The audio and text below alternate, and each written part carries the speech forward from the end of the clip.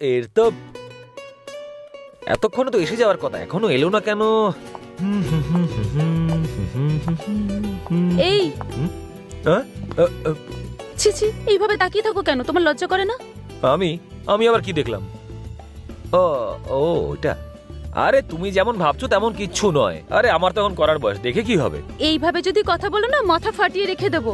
যেখানেই দেখো যা খুশি করো, আমার তাতে কি?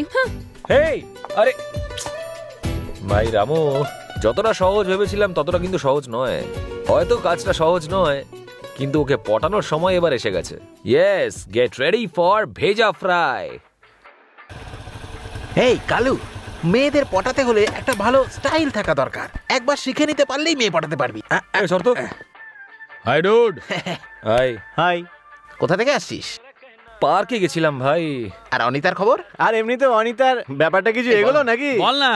আরে জানি না ভাই, এই মেয়েদের মন বোঝা খুব চাপের ব্যাপার। মানে যেই ভাবি একটু কথাটা এগোবো অমনি মুড অফ হয়ে যায়। এমনটা মনে হয় যেন ওর চোখ আমাকেই দেখছে, কিন্তু যেই মুহূর্তে কাছে যাই অমনি ওর নজর পাল্টে যায়। ও যখন হাসে মনে হয় আমাকে দেখেই যেন হাসছে, কিন্তু যেই কাছে যাই পুরো ফিউজড বাল্বের মতন দেখায়। ও তোকে ভালোবাসে রে ভাই, যাই বলিস না কেন ভাই। ও যদি তোকে পছন্দ না করতো তাহলে তোকে এত সহ্যই করতো না। আরে ওই যে আমাদের পাশের বাড়ি চম্পা আছে না, কতদিন ধরে ট্রাই করছি, পাত্তাই দেয় না। সোজা ওর বাড়ি গিয়ে বললাম চলো বিয়ে করি। কি মার মারলো রে ভাই। জানিস ভাই, মেয়েরা শুধু চুপচাপ করে মজা নিতে চায়। তুই যেই মনের কথা বলে দিবি অমনি দেখবি খচে যাবে। সেই জন্যই আমার কথাটা শোন, ইয়েস না নো সেটা আগে জেনে নে। হ্যাঁ, নইলে বুড়ো হয়ে যাবি ভাবতে ভাবতে। বয়স তোদের মতন বুড়োদের বেড়েছে, আমার নয়। আরে তাড়াহুড়ো ও করছে, আমি থোড়ি করছি। আমি তোকে স্পেস দিচ্ছি শুধুমাত্র।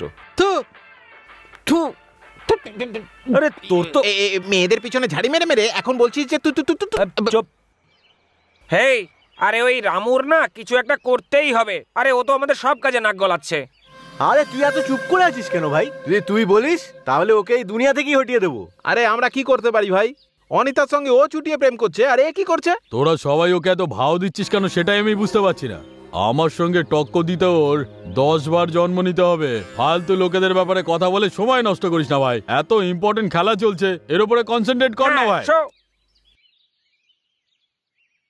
ছে ছে। টাকাটা দে। এটা কত করে? 2 টাকা করে। কলা দিয়ে দাও। হ্যাঁ,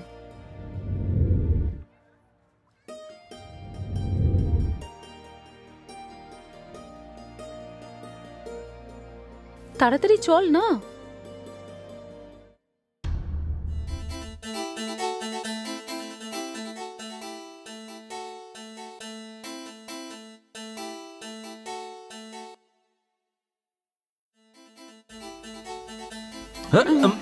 এই ছুটকি, চল এবার সাইড হয়ে যা, তোর দিদির সাথে একটু জরুরি কাজ আছে। কাজ ছোট হোক বা বড়, আমার সামনেই করো। তুমি খুব বড় হয়ে গেছো মনে হচ্ছে, তোমার সাথে কথা বলা একদমই বেকার। তুমি চলো সাইডে যাও।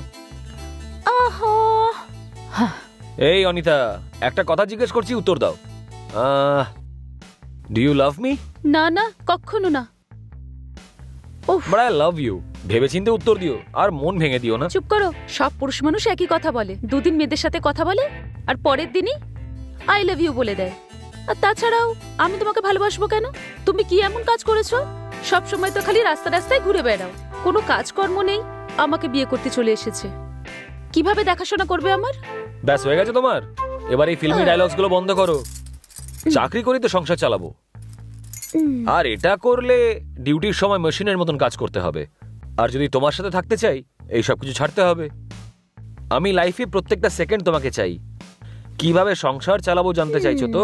আমার বাবার কাছে 10 একর জমি আছে, পরিশ্রম করে সেটাকে আমি 20 একর করবো। এর থেকে আর কি বেশি দরকার? আমার চোখের দিকে তাকিয়ে বলো দেখি যে তুমি আমাকে ভালোবাসো না? যদি তুমি আমাকে পছন্দ না করতে তাহলে কথাটা এত দূর এগোতো না। যেই মুহূর্তে টাচ করলাম তখনই চড় মারতে। সব মেয়েরাই একই রকম হয়, নিজেদের ভুল বোঝাতে ভালোবাসে আর আমাদেরকেও ভুল বুঝিয়ে রাখে।